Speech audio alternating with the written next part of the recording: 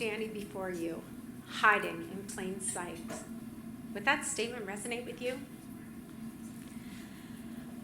I grew up in a world where I was not to be seen, I was not to be heard.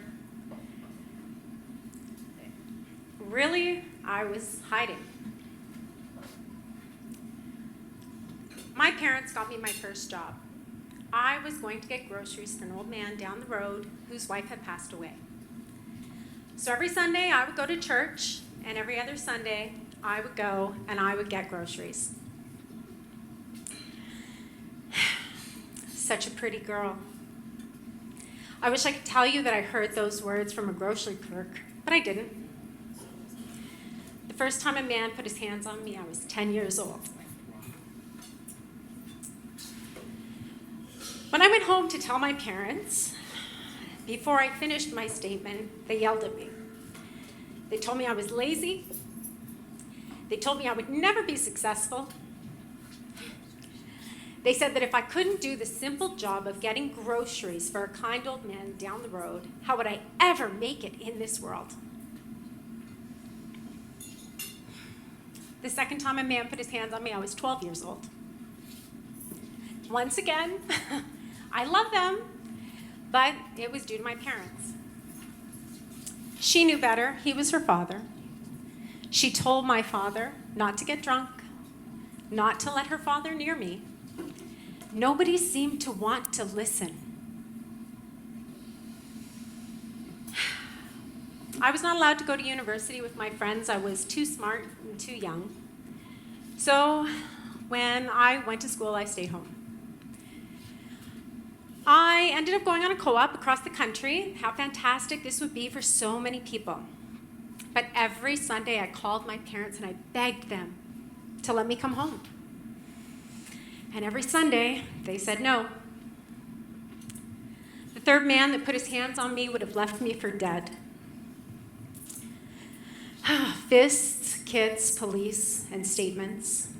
Black eyes, stitches.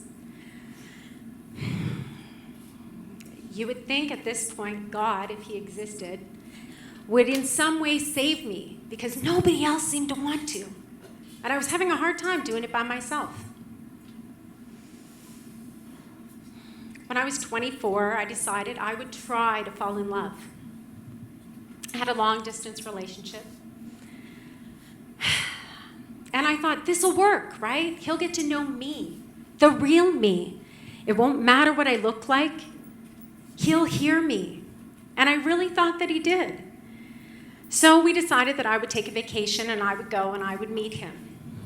And as I stepped off the plane and I walked out of the terminal, I thought, okay, here we go. My intuition told me to turn around and run back.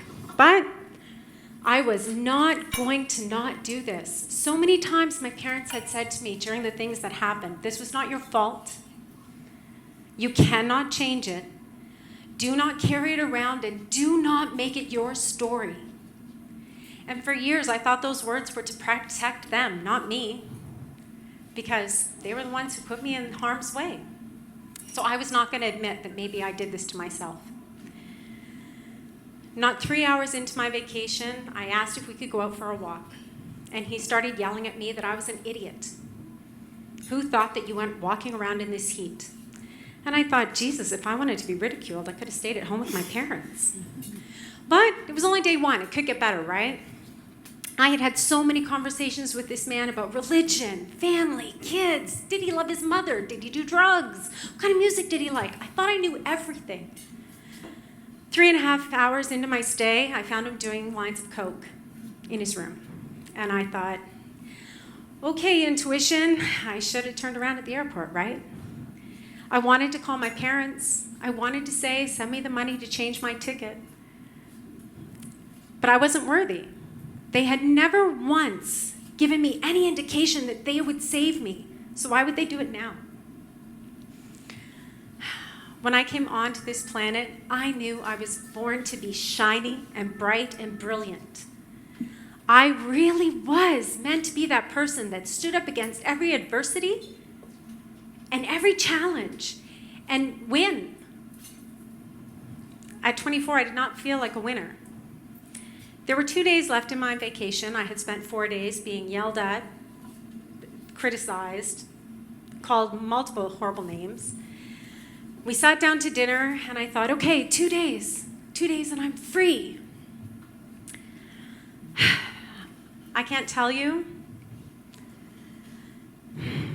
how difficult the next 2 days were.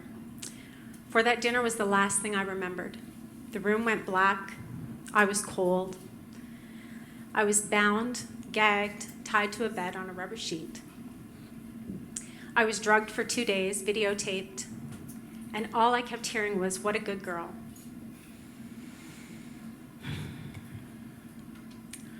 I had to learn so many things.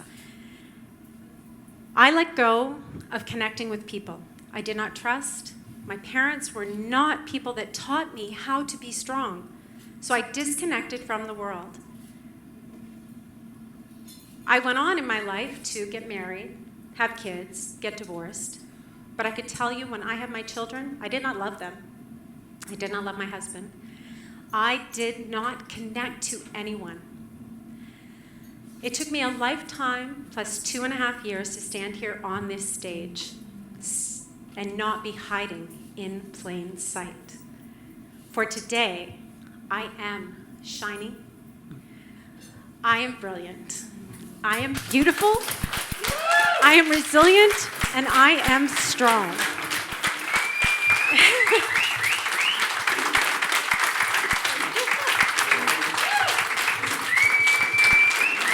And I am no longer hiding. I stand before you here in plain sight.